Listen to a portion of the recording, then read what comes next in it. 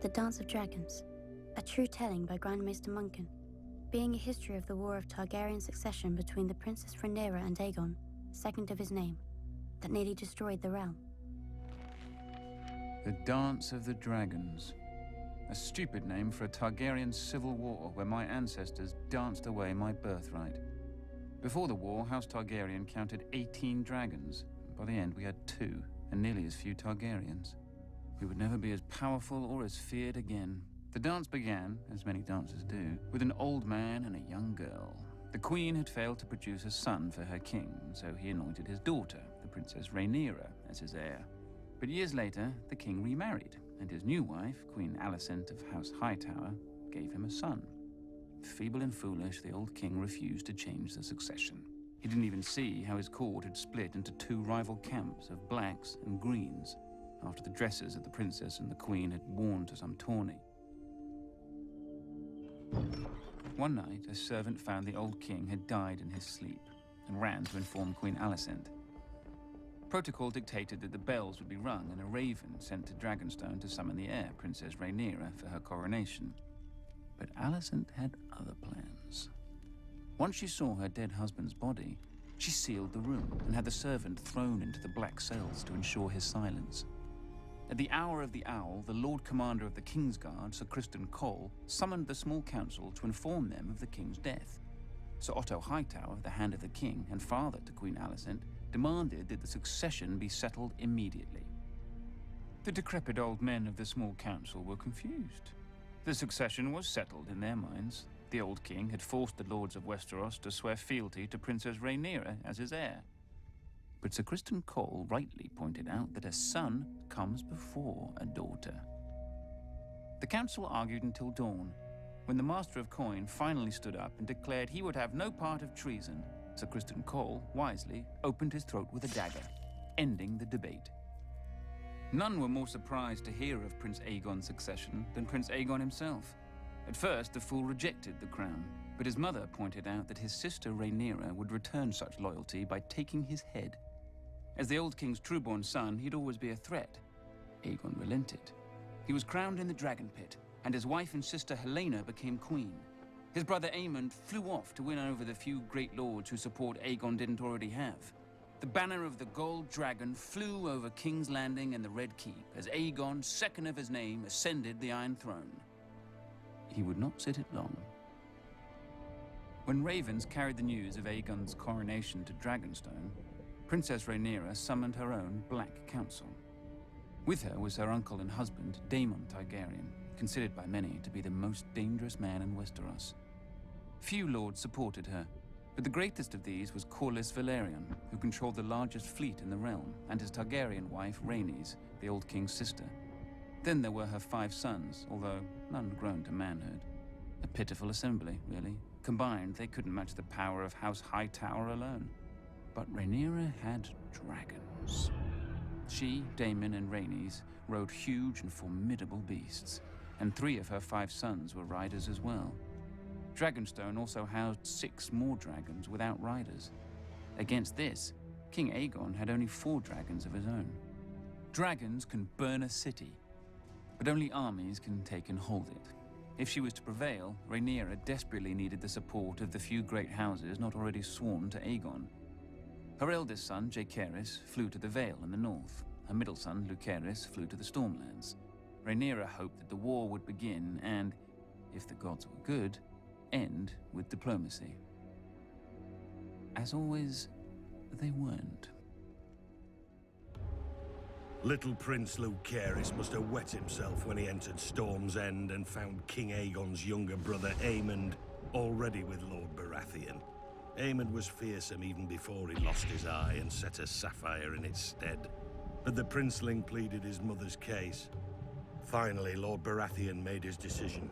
Go home, pup, and tell the bitch your mother that the Lord of Storm's End is not a dog she can whistle up. As Aemond's false eye gleamed at him, the princeling fled the castle and mounted his young dragon, Arrax. The rain fell in sheets, and great bolts of lightning lit the world bright as day. Arrax was struggling to stay aloft in the gale, when a roar shook the very foundations of Storm's End. Aemond rose through the clouds, and below him, the monstrous Vhagar.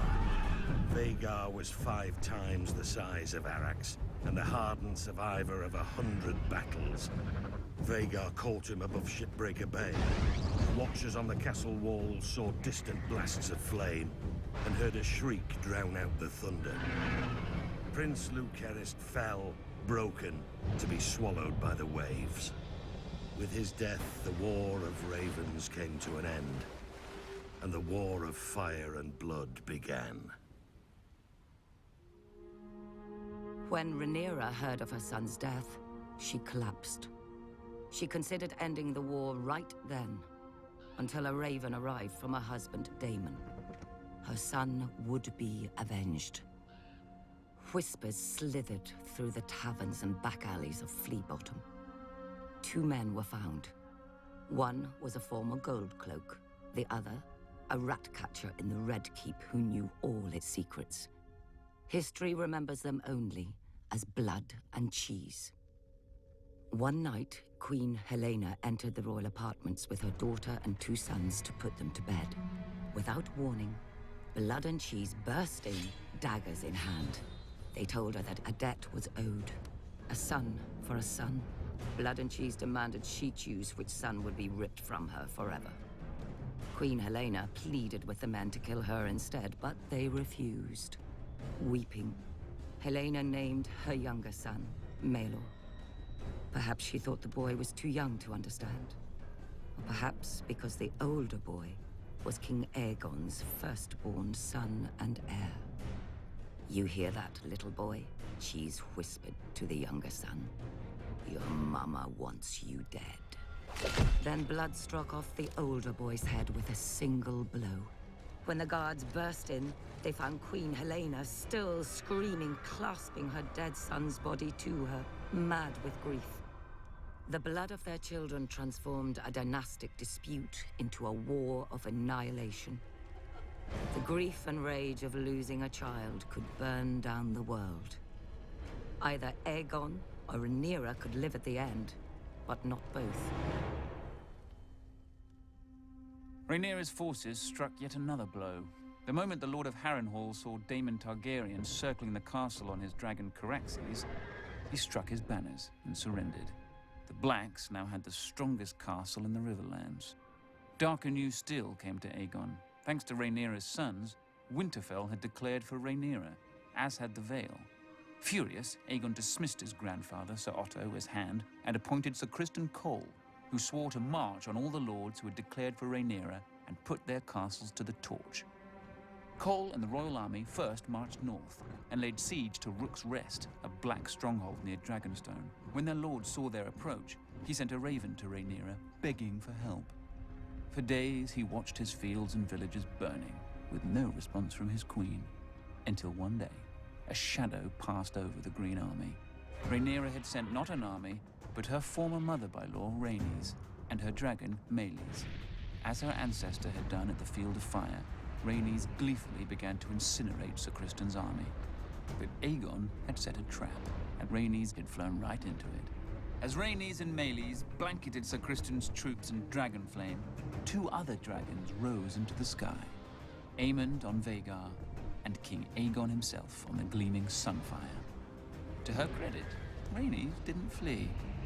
Dragon fought dragons, and a second sun blossomed in the sky. When the smoke cleared, only Aemond and Vhagar stood uninjured. Sunfire, the most magnificent dragon in the world, had one of its wings almost completely torn from its body. Trapped beneath Sunfire was the king himself, broken and burned so badly in places that his armor had fused onto his flesh. His body survived, but his mind was given over to milk of the poppy. Meleys had been torn to shreds, and her rider, Rhaenys, was a pile of ash. Panicked by the defeat, Rhaenyra shipped her 2 youngest sons across the narrow sea for their protection, only for her youngest to return days later, clinging to the neck of his wounded and dying dragon. He and his brother had been set upon by an enemy fleet just off Dragonstone. Defying his mother's command, Rhaenyra's eldest son and heir, Jaehaerys, mounted his dragon Vermax and flew to rescue his other brother and punish the enemy fleet. But the foolish boy let Vermax be hooked like a trout and dragged into the sea, where he soaked up even more arrows than seawater. His brother disappeared over the horizon or beneath the waves. No one could say for sure. With the loss of 4 dragons, Rhaenyra's only advantage was fading. Luckily for her, over the centuries, House Targaryen had spilled more than blood on Dragonstone. She promised gold and title to any of the Targaryen bastards who could tame the 6 unclaimed dragons on the island. These bastards were called the Dragon Seeds, though most were called supper. And perhaps the dragons were eventually sated, or bored, but 4 of them accepted riders and were enlisted in Rhaenyra's cause. After Rook's Rest, Aemond One-Eye took command of the Greens from his crippled and poppy-addled brother. Aemond was the blood of the dragon, and dragons don't cower behind city walls. He marched the king's army north to take back Harrenhal from Rhaenyra's husband, Daemon. But when he and Criston Cole reached the castle, they found the gates open, with Daemon and all his men gone. That night they feasted their victory. Daemon had fled rather than face their wrath. But Daemon was more snake than dragon. As Aemond marched north, he'd flown Caraxes south, slithering past the Green Army over the waters of the God's Eye. One day, King's Landing looked up and saw 2 dragons circling their foul city. Daemon and Rhaenyra had come for her throne, for the city was defenseless. Aemond had taken the king's army from the city, and worse, he'd taken his dragon, Vhagar. Seeing that resistance was hopeless, the small council surrendered the city, the Queen Mother Alicent, and the broken Queen Helena. But not King Aegon. Somehow, despite his wounds and delirium, he had vanished from the city. And so Queen Rhaenyra climbed the steps and seated herself on the Iron Throne. Legend has it that as she left the hall later, blood trickled down her legs and hands, proving the Iron Throne had spurned her. Nonsense. It's a chair made of steel blades. Rhaenyra had wanted it all her life and had sacrificed 2 sons for it. She likely gripped the damn thing too tight. When Aemond realized that his arrogance had cost him the capital, he mounted Vhagar in a black rage and rained fire onto every village and castle he suspected of disloyalty. Abandoned by Aemond, Sir Criston marched the royal army back to King's Landing, intent on recapturing the city himself. Instead, he was trapped and cut to pieces by the Riverlords, who had sworn to support Rhaenyra's claim. When a new army of Green Loyalists marched up from the Reach and laid siege to the city of Tumbleton, Rhaenyra sent 2 of her Dragon Seeds to lay waste to them. Instead, the Dragon Seeds proved their bastard nature and betrayed her. They burned the city, and all the Black forces garrisoned within. Lucky for her, they didn't turn towards King's Landing, but whored and drank in the ruins with the Greens, who were victorious and somewhat confused. Rhaenyra now mistrusted all the Dragon Seeds, including the girl who rode with her husband Daemon, hunting Aemond in the Riverlands. She ordered the girl's head be sent to her, but there was a complication. As well as her dragon, the girl had taken to riding Daemon. When Daemon received the queen's order, he proclaimed it a queen's words and a whore's work. He sent the girl away at dawn, watching her and her dragon vanish into the morning mists. Then Daemon sent a challenge to his nephew Aemond and flew to Harrenhal, alone, to wait. 14 days later, a shadow blacker than any passing cloud swept over Harrenhal. Vhagar had come at last, and on her back rode one-eyed Prince Aemond. He mocked Daemon for facing him alone. "You have lived too long, uncle." And Daemon replied, "On that much, we agree." Then the old prince climbed stiffly onto the back of his dragon Caraxes, but neglected to fasten the chains that secured rider to son. The sun was close to setting when, as one, the 2 dragons leapt into the sky. Daemon took Caraxes up swiftly until they disappeared into a bank of clouds. Vhagar, older and slower, ascended more gradually. Up and up Vhagar soared, searching for Caraxes. Sudden as a thunderbolt, a shrieking Caraxes dove upon Vhagar. Locked together, the dragons stumbled toward the lake. Caraxes' jaws closed about Vhagar's neck, but Vhagar raked open Caraxes' belly, and her teeth ripped off a wing. The lake rushed up with terrible speed. Then Daemon Targaryen, who had never fastened his riding chains, stood in his saddle. He leapt from his dragon to Aemon's, and in his hand was Dark Sister, the Valyrian sword of Aegon's sister queen, Visenya. As Aemon One Eye looked up in terror, Daemon ripped off his nephew's helm and drove the sword down into his one remaining eye so hard the point came out the back of the young prince's throat. Half a heartbeat later, the dragons struck the lake, sending up a gout of water so high that it was said to have been as tall as Harrenhal's great tower. The lake boiled with dragon blood, and then was still. Daemon Targaryen was 49 at his death. Prince Aemon had only turned 20. Vhagar, the greatest of the Targaryen dragons, had counted 181 years. Thus passed the last living creature from the days of Aegon's conquest.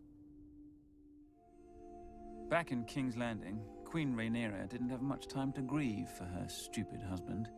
The mad former queen, Helena, flung herself from a balcony to be impaled upon the iron spikes lining the moat of Maegor's holdfast. That night, the city rose in riot against Rhaenyra, demanding justice for Queen Helena and her murdered son, among other foolish peasant fantasies. In the midst of this chaos, a one-handed fool called the Shepherd began to rant against dragons. Not just the ones of the enemy, but all dragons everywhere.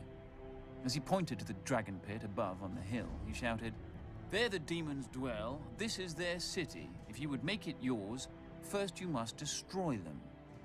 The cry went up from 10,000 throats. Kill them! There were 4 dragons housed within the dragon pit that night. By the time the first of the attackers came pouring in, all 4 were roused, awake, and angry.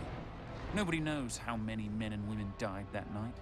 Who cares? They all should have. Trapped within the pit, the dragons could not fly. Instead, they fought with horns, claws, teeth, and fire. For every man who died, 10 more appeared, shouting that the dragons must die. One by one, they did. Finally, the last remaining dragon broke her chains, spread her wings, and flew straight up at the Great Dome, trying to flee. Already weakened by dragon flame, the dome cracked under the force of impact, and then tumbled down, crushing dragon slayers and herself. High atop the Red Keep, Queen Rhaenyra clutched her 2 remaining sons to her as she watched the end of her family's might. Too afraid of the peasants to defend her dragons. At least her older son, Joffrey, had a man's spine. He stole his mother's dragon, Syrax, and tried to fly it to the dragon pit to save his birthright. But the stupid beast didn't understand, and twisted beneath him, fighting to be free of the little boy. Until it was. A queen is still a woman, with all the weakness of that sex. Weeping for her lost son more than her dragons, Rhaenyra abandoned the Iron Throne and sold her crown to buy passage for her and her last son back to Dragonstone. Rhaenyra hoped to hatch more dragons from the eggs in the castle. But when she landed, the welcoming party slew her guards and marched her and her son at spear point to the castle to face a dead man and a dying dragon. "Sister!" King Aegon, second of his name, called out to Rhaenyra.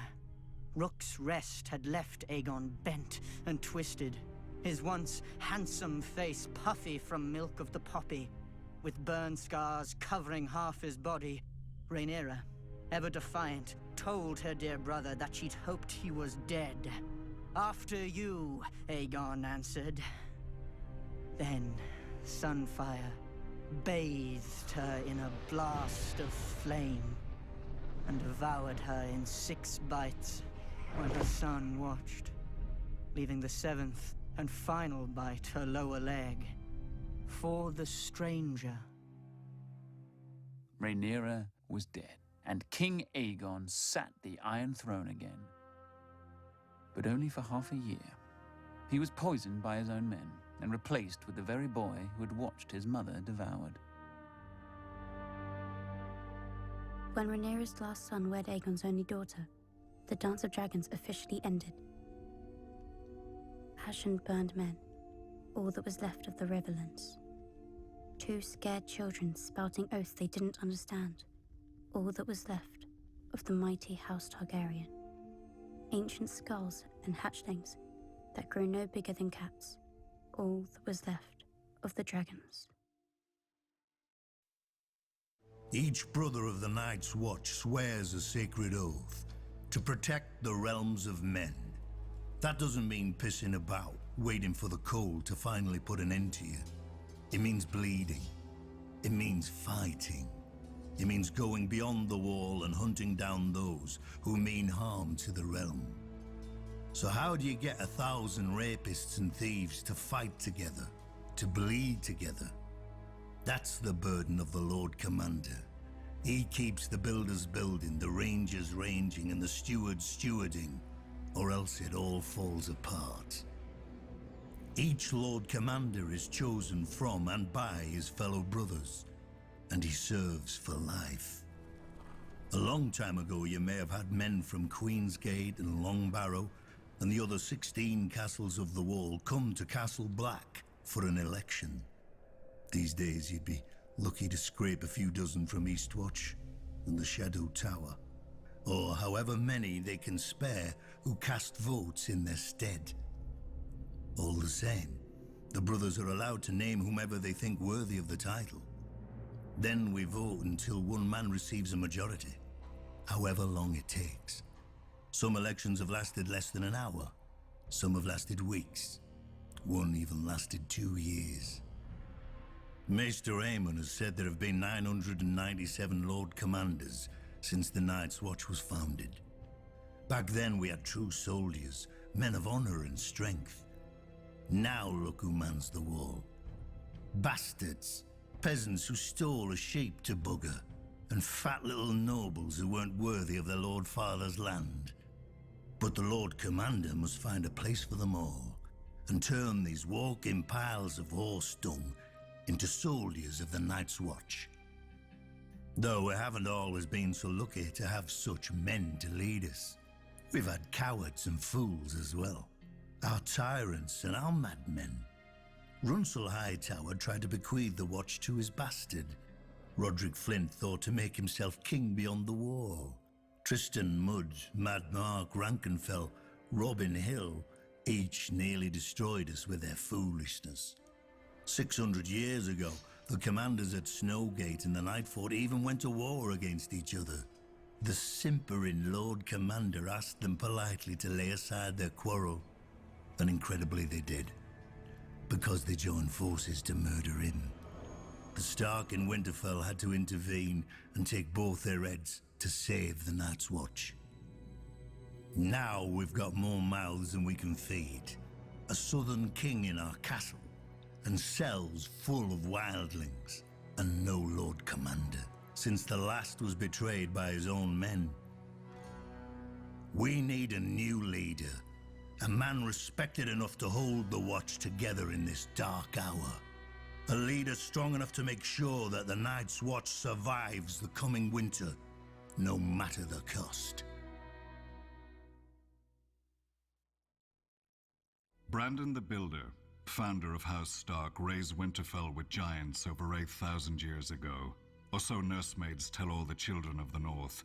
The children nod, wide-eyed, unaware of the lesson forced on them, that if even giants obeyed a Stark, so too should they. But like every other castle, Winterfell was built in pieces over thousands of years. The first men settled there because of the hot springs that bubbled through the ground. The water and the heat helped them survive the northern winters, and they built defenses to keep it for themselves. Nobody raised the castle all at once. Probably nobody meant to raise a castle at all. In those days, the Starks were not the greatest house in the north, and Winterfell was not the greatest castle. Barristan was the oldest, dating to the first king, and the Starks fought the Barrow kings for 1,000 years. Greywater Watch was, like the Crannog men themselves, the strangest.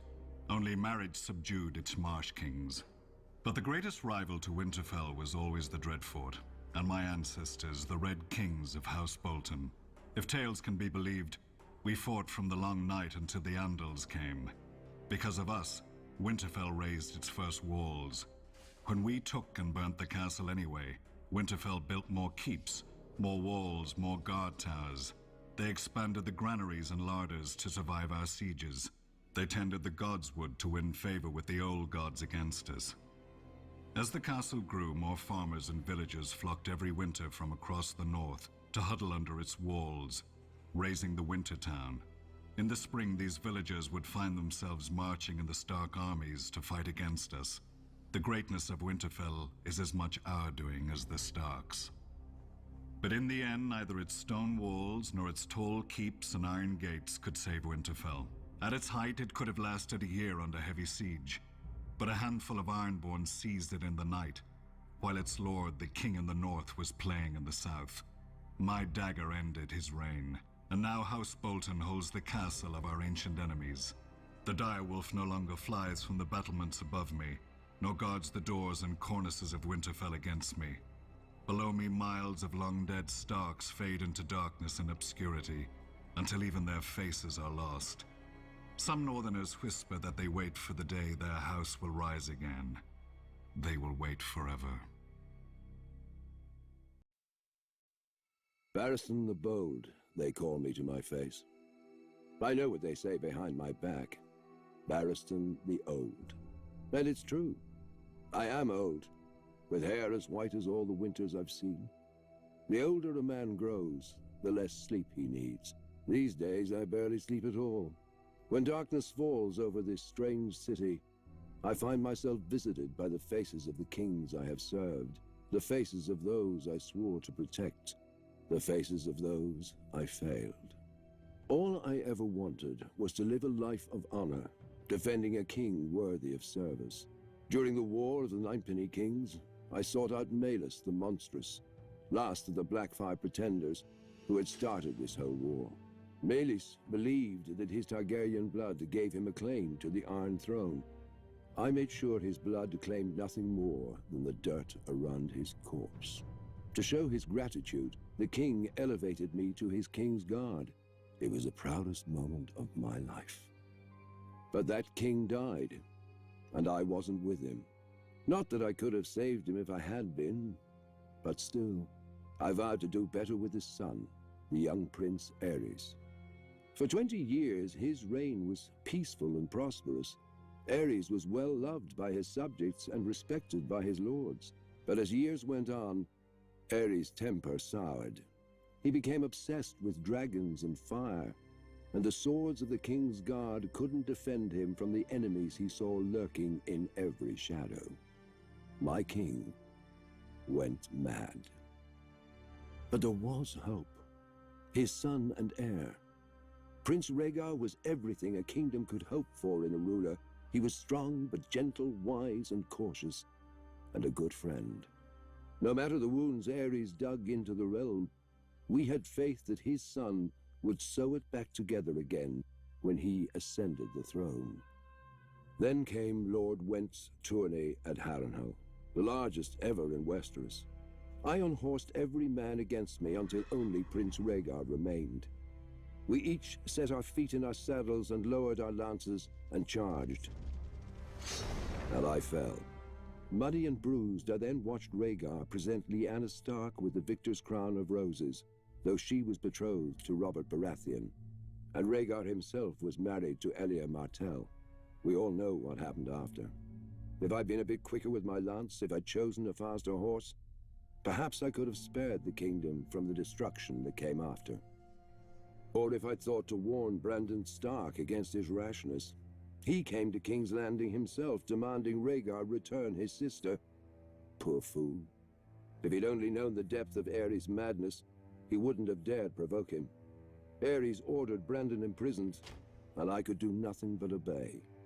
When Brandon's father, Lord Rickard Stark, came to King's Landing to beg for his son, Aerys burned him alive, and I could do nothing but watch. I had sworn a vow to a mad king, and was honor-bound to obey him, even at the cost of my soul. Ravens soon arrived with dark news for the king. The Vale was in open revolt. Demanding Lyanna Stark's return, Robert Baratheon was smashing any army that dared face him. Eddard Stark, Brandon's younger brother, was marching the whole of the north down the neck and had taken Catelyn Tully, Brandon's betrothed, for his own, thus winning the support of the Riverlands. The king sent ravens to Casterly Rock to beg his former hand, Tywin Lannister, for help. And no ravens returned. A plan was devised. Prince Rhaegar would personally lead the royal forces, now reinforced with 10,000 Dornishmen, north to face Robert. Of the King's Guard, Lewin Martell and I would ride with the prince. Before we left, the prince confided in me that when he returned from this battle, there would be a great many changes in court. Despite my vows to the king, I confess I was excited. On the march to face Robert's army, we were sure we'd win. We had superior numbers, and we had Prince Rhaegar. His presence lifted the spirits of our men, and he looked every inch the king he was destined to become. But at the Trident, the gods played a cruel joke. Robert proved the Baratheon words as his army smashed through our lines. Lewin Martell was killed. I fell in combat badly wounded, and could do nothing but watch as Robert's warhammer ended Rhaegar's glorious reign before it began, and the kingdom that would never be washed away down the Trident with his lifeblood. But Robert spared me, insisting his personal maester tend to my wounds, out of respect. But respect for what? A king's guard shouldn't survive one king, let alone two, and one who should have been. I swore an oath to House Targaryen, and I failed them. All that's left of their fire is a single ember halfway across the world, surrounded by darkness. If the gods were good, I would still be young in the fullness of strength. For whatever the cost, I will not let this ember go out. This time, I will not fail. The great masters of Meereen, as if calling themselves such could make them so. Thousands of years ago, during the height of the Giscari Empire, Meereen was second only to Old Guise in wealth and glory. A paradise by the sea, if one didn't mind the constant clinking of chains and cracking whips. Slaves built Meereen, and on their backs the city rested like a litter. Then came the dragons of Valyria. The masters of Old Guise would not bow, so they burned. The Valyrians tore down their walls, burned their pyramids to ash, and sowed their fields with salt and skulls. An old slave woman once told me that the Valyrians intended to break the chains of the Giscari slaves, absorbing them into the Valyrian freehold where every man held a vote. But the great masters of Meereen received their new overlords in the great temple, plying them with gold, wine, and all the wealth that slavery had brought them. And the Valyrians instead took up the whip themselves. I do not believe it. As their empire expanded, the Valyrians needed more and more bodies to feed their mines and colonies, when no wage could ever tempt a free man. The great masters merely accommodated their new customers, staying rich as the Giscari Empire crumbled. After the doom fell on Valyria, the great masters worried for their fortunes. By this time, the Valyrians were their greatest providers and purchasers of slaves. Then the Dothraki horse lords swept out of the plains of Essos, and proved to be as fond of slaving as the dragon lords before them. The great masters grew richer still. For the first time in its history, the great masters alone ruled Meereen, and chaos ruled the rest of the world. The fighting pits swallowed men who in previous centuries would have filled the ranks of the Valyrian armies. Without these soldiers to maintain order, the wealthy had to buy their own, which the good masters of Astapor were more than willing to sell. If the buyer's nerves still needed calming, the wise masters of Yunkai could sell him further release. The great masters, the good masters, the wise masters. Yet none was so great, good, or wise that they recognized our queen for what she was. Her ancestors had destroyed them, then become them. Perhaps they assumed she would bend as easily. But our queen does not bend. She breaks.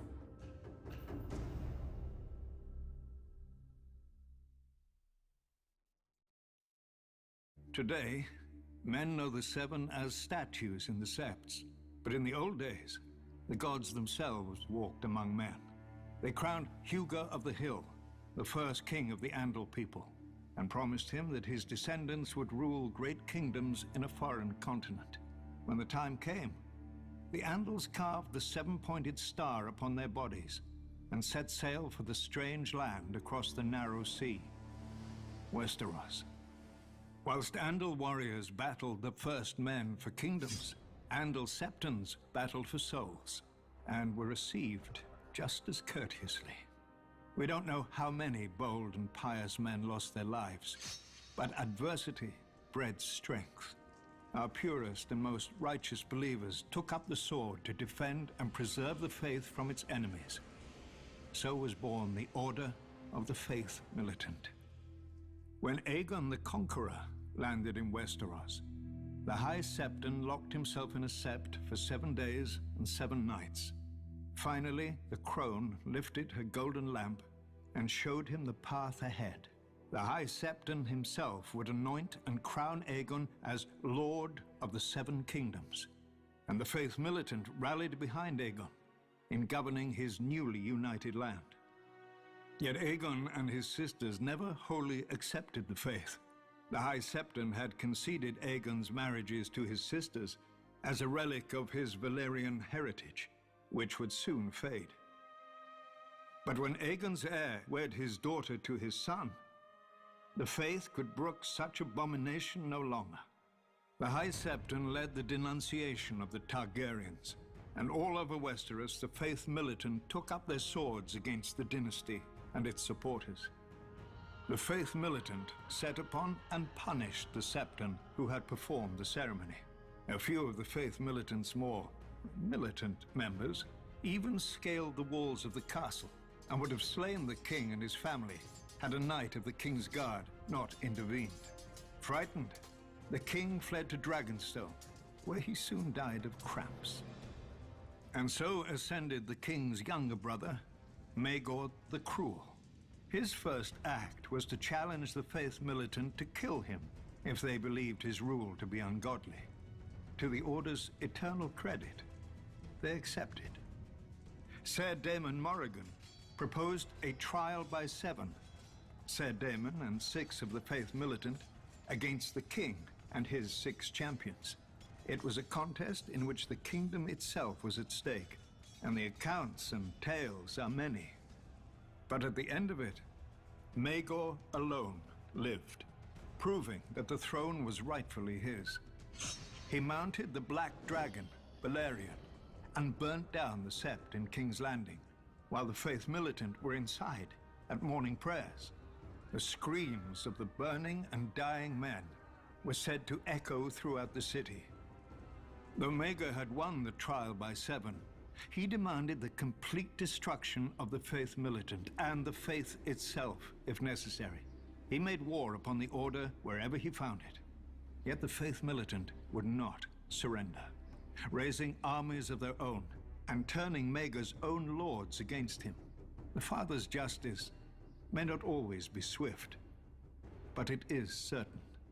One morning, Maegor was found dead on the Iron Throne. No one knows how. Maegor's cruelty died with him. His successor saw the wisdom of a united crown and faith, and his hand reached an accord with the High Septon. As long as the Iron Throne defended the faith would put aside its own swords and its condemnation of the Targaryens. Perhaps the High Septon felt he had no course but compromise. Outlawed and hunted for years, the Faith Militant was but a shadow of its former self. Without its own guardians, the faith would have to rely on corrupt, worldly kings and their corrupt, worldly courts. For thousands of years, the Faith Militant had stood watch over the faith. And then, its sun set. Now, after years of war and destruction, of abomination and blasphemy, none can argue that we have been walking through darkness. Perhaps the time has come when the sun must rise again.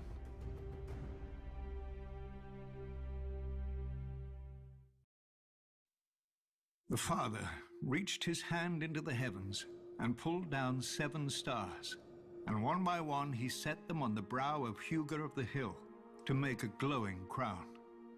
The maid brought him forth a girl as supple as willow, with eyes like deep pools, and Hugo declared that he would have her for his bride. So the mother made her fertile, and the crone foretold that she would bear the king 44 mighty sons. The warrior gave strength to their arms, whilst the smith wrought for each a suit of iron plates. But sadly, the gods no longer walk the earth among us, and you can see what a mess we've made of their creation since. Yet we have hope. The gods didn't abandon us in silence, but gave us their holy words to guide us, collected in the oldest and holiest text of the faith of the 7, the 7-pointed star. Divided into 7 books for the 7 aspects of God, in it we learn of the Father's justice, the Mother's mercy, the maiden's innocence, the crone's wisdom, the warrior's strength, the smith's labor, and the stranger's peace. It is a long book. Many never read it in its entirety, even if they could.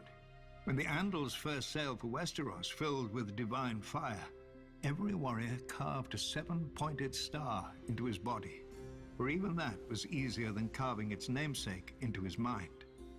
Though one could perhaps argue that it wasn't the warriors, but the Septons and Septors, armed with the holy text of the 7-pointed star, who truly conquered Westeros. The first men had no letters, but the runes they would scratch onto rocks. No gods, but the faces they would carve into trees. But then came our holy men and women among them, bearing the very words of the gods under their arms. Trees and rocks were no match for the 7-pointed star, and most of Westeros soon turned to the faith and to its guardians, their new Andal overlords. Whilst the Andals soon fractured into warring kingdoms, the faith remained whole and indivisible, bound together by the 7-pointed star. When those kingdoms fell to Aegon and his dragons thousands of years later, the faith remained subject only to the 7 above and the 7-pointed star below.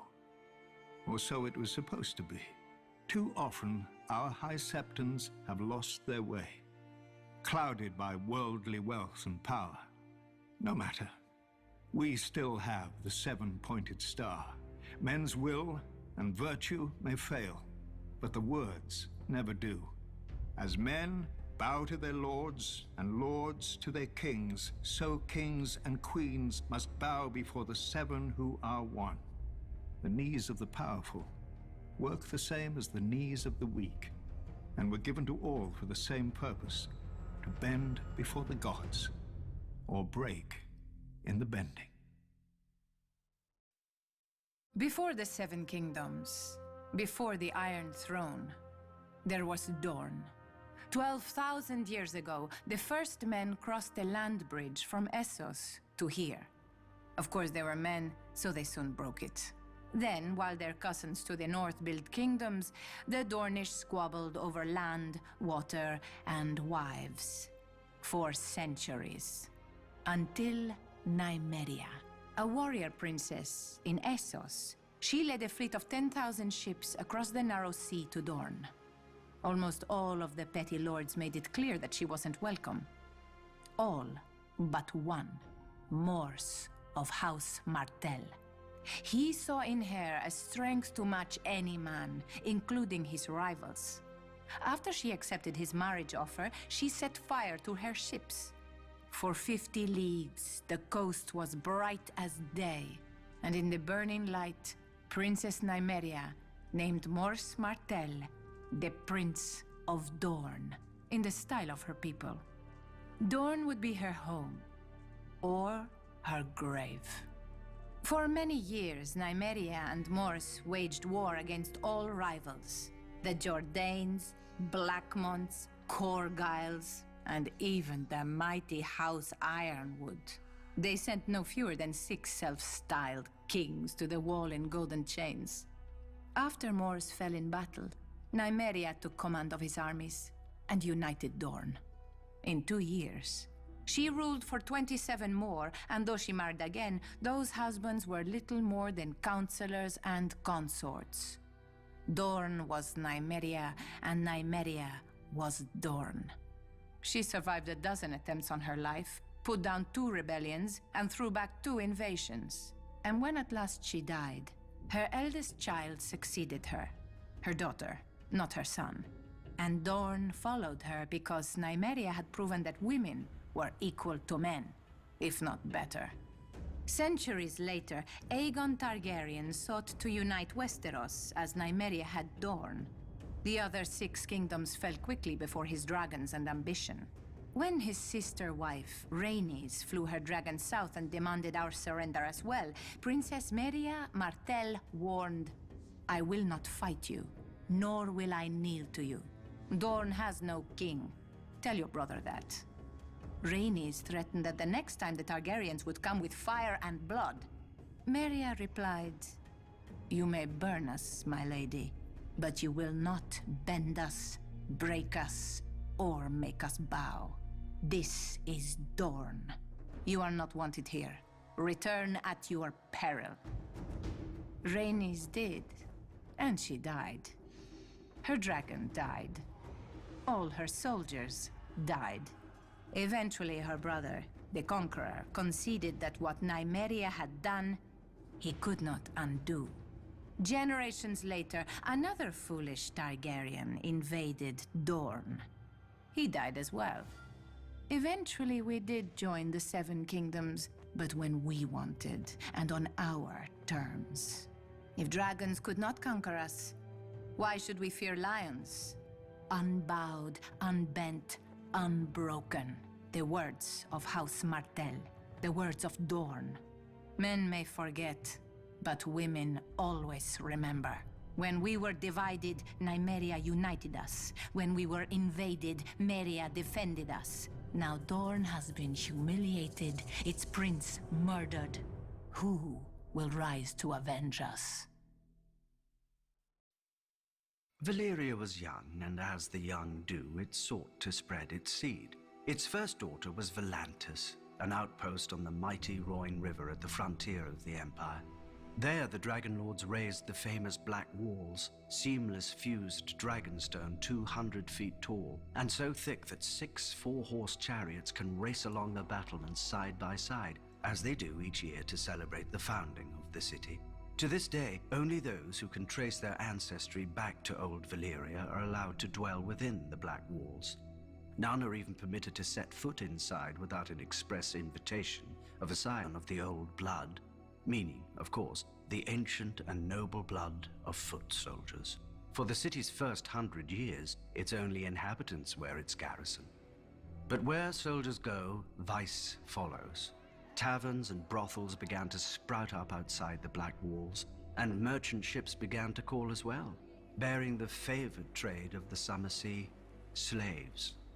The East Bank filled with homes, shops, and society, and so the taverns and brothels moved to the West Bank, where foreigners, sellswords, and pirates erected their own shadow city of fornication, drunkenness, and murder. In time, the West Bank became such a cesspit of crime and depravity that the Volantines had no choice but to send their slave soldiers across the Roine to restore order and some semblance of decency. Like all such missions, they succeeded, they left, then they failed. When the Volantines grew weary of shipping their soldiers across the Roine every year, they built the famous Long Bridge of Volantis, strong enough to support the weight of 1,000 elephants and many more soldiers. The Long Bridge of Volantis stands today as the longest bridge in all the known world. The Volantine rulers intended the bridge to spread the civilization of the East Bank to the west. Instead, the depravity of the West Bank spread east.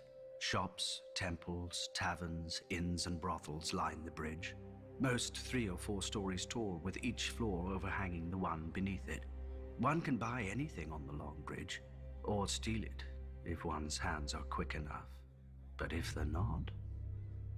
Though at least half the decor committed no greater crime than displeasing a master. For in Volantis there are 5 slaves for every free man, a proportion matched only by the cities of Slavers Bay. The volunteer masters mark their property with facial tattoos, permanent and scarring, which denote the vocation of the slave. Slave soldiers wear green tiger stripes upon their faces. Slave whores are marked by tears beneath one eye. The slaves that collect the dung of horses and elephants are marked with flies. The drivers of the hathays, the carts pulled by the small elephants of Lantas, are marked with wheels, and so on. A master may give his slave freedom, but no man can give a new face. Is it any wonder, then, that the slaves and freed men have turned in such great numbers to the priests who preach of a cleansing fire? The temple of the Lord of Light in Volantis is said to be the greatest in all the world, larger even than the great sept of Baelor. All who serve within this mighty temple are slaves, bought as children and trained to become priests, temple prostitutes, or warriors. And one could argue its adherents outside the temple are slaves as well, in mind, if not in body. Magic frees nobody, except its practitioner, to do what he will with those who can't. Just as the black walls free the old blood to see what they will, without those they don't. But one must wonder how much longer such freedoms will endure, when across Essos one hears the sound of chains breaking, of slaves rising, of dragons roaring. Volantis may call itself the first daughter of Valyria, but it is not the last.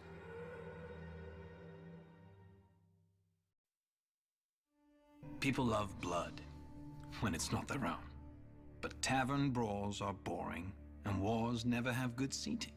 Thus, the famed fighting pits of Marine opened shortly after the city's own founding. And I heard that originally the combats were a blood sacrifice to the gods of Geese, the empire that founded Marine. Some still believe they are, but the Giscari Empire died a long time ago and their gods went with them. Yet the pits remained open, filling the city's purse with gold from the ends of the earth.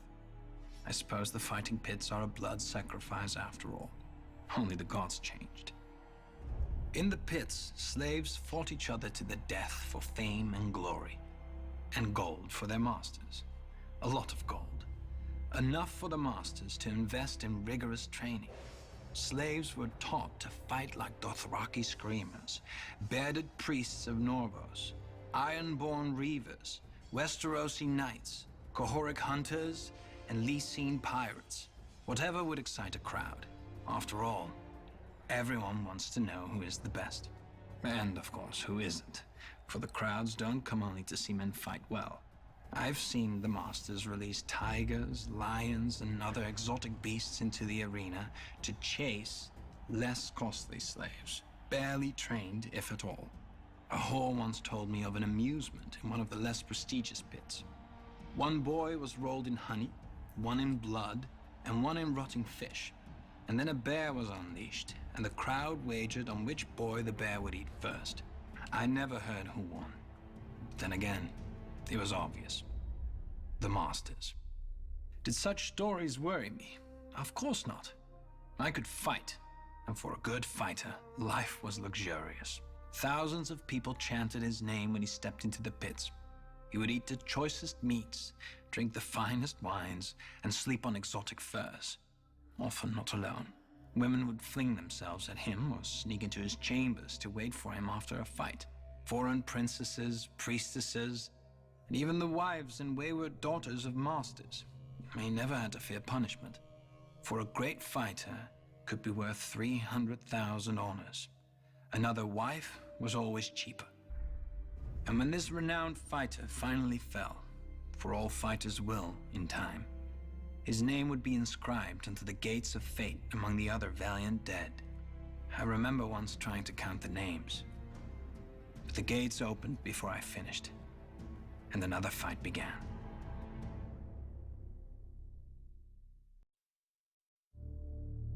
Most cities are built on stone. Braavos was built on ships, or more specifically, their cargo. Slaves who rose up against their Valyrian captors and seized the helms of the convoy. Of all crimes, Valyria punished rebellion most severely. The slaves faced not execution, but the Valyrian mines or labor camps in the most remote and savage colonies if recaptured. And few corners of the world can long remain hidden from Dragonback. However, our histories claim that a group of slave women prophesied the slaves would find shelter in a distant lagoon behind a wall of pine-clad hills and sea stones, where the frequent fogs would help hide the refugees from the eyes of dragon riders passing overhead. And so it proved. Because they had risked their lives in the name of freedom, the mothers and fathers of the new city vowed that no man, woman, or child in Braavos should ever be a slave. This is the first law of Braavos, engraved in stone on the arch that spans the long canal. For over 100 years, Braavos hid itself from the eyes of the world, who called it the Secret City. Using a dye derived from a local snail, our captains stained their sails purple to hide their stolen Valyrian ships. Our merchants carried false charts and lied when questioned about their home port. Eventually, one Sea Lord, our elected ruler, decided enough time had passed and initiated the unmasking of Braavos to the world and to Valyria. Of course, it helped that the Iron Bank made handsome restitution to the Dragon Lords for the stolen ships, whilst of course refusing to pay for the value of the slaves themselves. The anniversary of the unmasking is celebrated every year in Braavos with 10 days of feasting and masked revelry, a festival like none other in the known world, culminating at midnight on the 10th day when the Titan roars and tens of thousands of celebrants remove their masks as one. Freed of the constraints of secrecy, Braavos quickly grew into the wealthiest and most powerful of the free cities, and, one could argue, the most beautiful. From the sprawling Sea Lord's palace with its menagerie of strange beasts and birds, to the imposing Palace of Justice and the aqueduct we call the Sweetwater River that bears fresh water from the mainland, Braavos is without rival in either engineering or elegance. The temples of Braavos are also famed throughout the world and wondrous to behold. Descended from 100 different peoples, the Braavosi honor 100 different gods. The Temple of the Moon Singers is the foremost of these, being the faith of the slave women whose prophecies led our ancestors here. The Lord of Light has a great temple as well, for his worshippers have grown ever more numerous in the past 100 years. Yet less numerous, and even some forgotten faiths still have temples deep in the heart of the city, on the Isle of the Gods. But the beauty of Braavos is not only in her buildings. Braavosi swordsmanship is renowned throughout the world. Our Braavos eschew the armor and long swords of the Westerosi knights, preferring speed, agility, and slender blades. The greatest Braavos call themselves water dancers, after the custom of dueling upon the moon pool near the Sea Lord's palace. By tradition, the greatest of all the Braavos is the First Sword, who commands the personal guard of the Sea Lord and protects his person at all public events. Once chosen, Sea Lords serve for life. Inevitably, there are always those who wish to cut that life short to effect some change in policy. Though not even the First Swords are the true guardians of Braavos. That honor goes to the Titan, who protects the entrance to the harbor. With his proud head and fiery eyes looming close to 400 feet above the sea, the Titan is a fortress of a kind never seen before or since. His eyes are huge beacon fires, lighting the way for returning ships into the lagoon. Within his bronze body are halls and chambers, murder holes and arrow slits. Enemy ships can be steered onto the rocks by the watchmen inside the Titan, and stones and pots of burning pitch can be dropped onto the decks of any that attempt to pass between the Titan's legs without leave. This has seldom been necessary, however. Not since the Century of Blood has any enemy been so rash as to attempt to provoke the Titan's wrath. Should an enemy break through into the lagoon, however, he would face the walls of Braavos, again not of stone like other cities, but of ships. The arsenal of Braavos can build one of our famous purple-hulled war galleys in a single day. All the vessels are constructed following the same design, so that all the many parts can be prepared in advance, and skilled shipbuilders work upon different sections of the vessel simultaneously to hasten the labor. To organize such a feat of engineering is unprecedented. One need only look at the raucous, confused construction in the shipyards around the world to see the truth of this. Let us imagine that even the arsenal, great as it is, failed us. An enemy who could defeat both the Titan and our fleet would be strong indeed. But Braavos does not depend only on statues and ships. We also have iron and gold. A young man walks beside a girl across a flowered field. Spring has come, and this girl is his life. He prays. A child climbs a tree to watch the sunset over the fields. Summer is ending, and the harvest is life for his village. He prays. A hunter tracks a boar through the woods. Winter is coming, and this boar is life for his family. He prays. But to whom do they pray?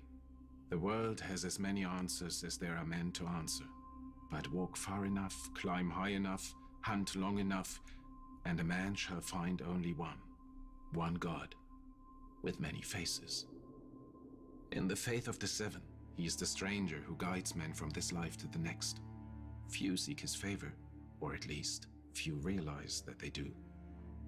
In the north of Westeros, he is one of the nameless old gods, staring out from the weirwood trees and the snow. In the Iron Islands, he is the drowned god, calling men down to his watery hall. What is dead may never die, but rises again, harder and stronger. In the Far East, he is the Lion of Night, who fathered the world's first emperor on the Maiden Maid of Light, and whose wrath nearly ended the world. In Volantis, he is the Lord of Light, whose followers feed men to the flames to beg his favor. In Lys, he is the Weeping Lady, who sheds her tears for the living, soon to die. In Qohor, he is the Black Goat, and he feeds on blood offerings every day. On holy days, he is offered condemned criminals, and in times of great crisis, he may even be offered the noblest children of the city to beg his protection. Does he accept their gift? Well, the city still stands. For the poor, he is the hooded wayfarer. For soldiers, he is Bacalon, the pale child. For sailors, he is the moon pale maiden and the Merling King. In the House of Black and White, however, he is all of them, and none of them. He is the many-faced god, and wherever a man turns, there he is. Men come from every corner of the world to know him, to beg his favor and seek his gift, for themselves, if their life has grown too hard, or for others who are making it so. It is all the same to the many-faced god. While Adohairis, all men must serve him, beggars and kings. While Morgulis, all men must die, good and evil.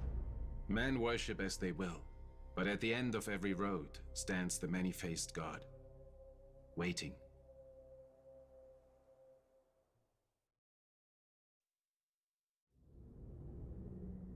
Who are the faceless men? It depends on who is asking. To a penitent, they may be relief. To a victim, they may be vengeance. To a lord, they may be an incredible expense. And to the Iron Bank, they may be just another asset. Nobody but the faceless men know their origin, though the order is rumored to predate the founding of Braavos. We know only that they reside in, or are somehow aligned with, the House of Black and White, that odd and lonely building where few who enter ever leave. Some whisper that those werewood doors open not on a house, but onto the world of the dead, from whence the faceless men rise when summoned. We can dismiss such foolishness as we do the fishwives who spread it. The House of Black and White is merely a temple, consecrated to the many-faced god, and filled with statuary of his many faces. The old gods of Westeros, the Lord of Light, the Black Goat, the Lion of Night, the Weeping Lady, the Stranger. Perhaps now you understand what is worshipped here, and along with them, other gods whom none alive now recognize, brought here long ago by sailors who never came again. Unlike the priests of other religions, the servants here preach no sermons and perform no ceremonies. As far as one can see, silence and solitude form the whole of their worship, as well as collecting the occasional devotee. If one wants to engage a faceless man, one visits the House of Black and White and pays the price. As for what that may be, those who have paid it rarely speak of it. For make no mistake, from the moment the faceless man accepts your offer, the man you named is dead, though he doesn't know it. Perhaps not that day, perhaps not that year, but soon, and inevitably. Many would say you are as much his murderer as if you'd swung the axe yourself. Just as many would say, that's the point.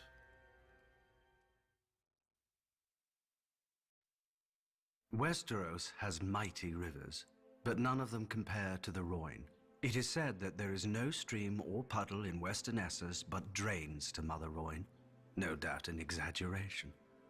Until one sees the river, at its widest, a man in the center can't see a shore to either side. The greatest of Mother Rhoyne's children were the Rhoynar, a civilization as ancient and grand as old Geese. Fishers, traders, scholars, workers of wood, stone and metal. The Rhoynar raised their elegant cities from the headwaters of the Rhoyne down to her mouth, each lovelier than the last. For many centuries, the Rhoynar lived in relative peace. When invaders swept down from the hills, the Rhoynar, women and men, would don silver-scaled armor, fish-head helms, tall spears, and turtle-shell shields.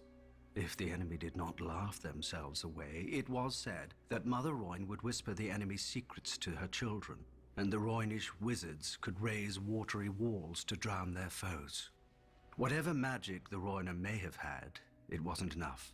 When Valyrian colonists first arrived, the Rhoynar embraced them, for all men were welcome to share the bounty of Mother Rhoyne. Perhaps a water people should have been more cautious of strangers who exalted fire and blood. Legend has it that one day the Valyrians netted and butchered one of the giant turtles the Rhoynar held sacred. As a result, thousands were killed or enslaved, cities and towns were burned, drowned, and rebuilt. In these wars, the Valyrians emerged as victorious more often than not. The princes of the Rhoynish cities, fiercely proud of their independence, fought alone, whilst the Valyrian colonies aided one another. Eventually, the Rhoynish princes ceased their squabbling and united behind Prince Garin, who led the largest army Essos had ever seen, against 100,000 Valyrian colonists, 100 war elephants, and 3 dragon lords.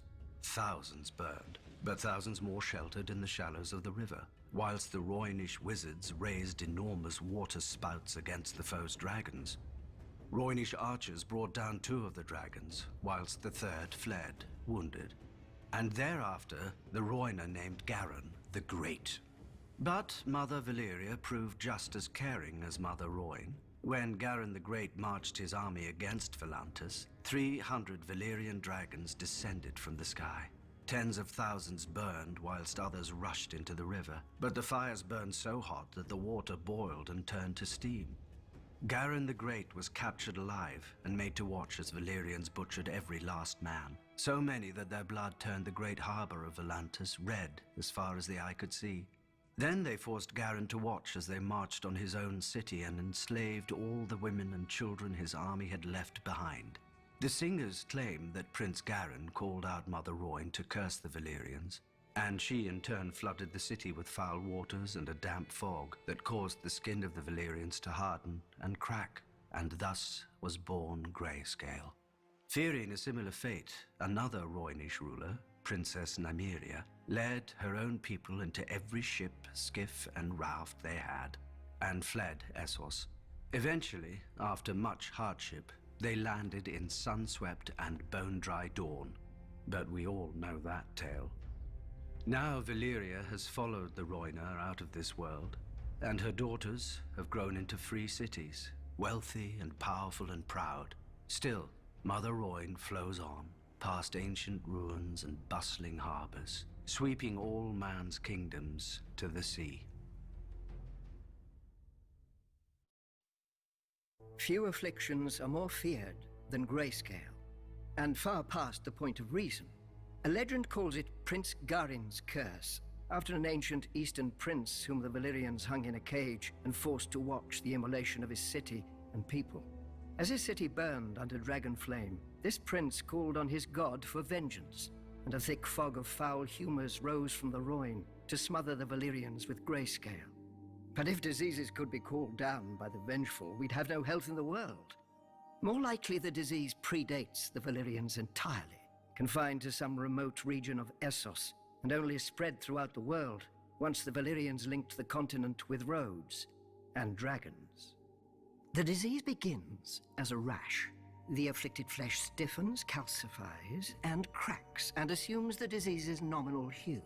Victims are graciously spared pain, as the disease dulls sensation in the infected limbs. But the disease is insidious, and slowly it creeps over the skin and into the organs. Once the infection reaches the brain, feral madness replaces humanity, and the transformation to a stone man is complete. There is no consensus on treatment. Some maesters advocate mustard poultices, vinegar rinses, and scalding hot baths. Others claim only 3 cures: axe, sword, and cleaver. Hacking off afflicted parts does sometimes stop the spread of the disease, but not always. Many a man has sacrificed an arm or foot only to find the other going grey. Those who have been miraculously cured of grayscale are few, and usually were subjected to so many treatments that isolating the responsible cure is impossible. Besides, few maesters, priests, or healers have the courage for such experiments as would prove a cure. Grayscale is highly contagious, being known to spread from even the slightest contact with an infected person. Hence the current occupation of Valyria by the Stone Men, exiled from their homelands at the first sign of the disease. What they do there, with their final months or even years, for grayscale is a slow killer. No one knows. No one wants to find out.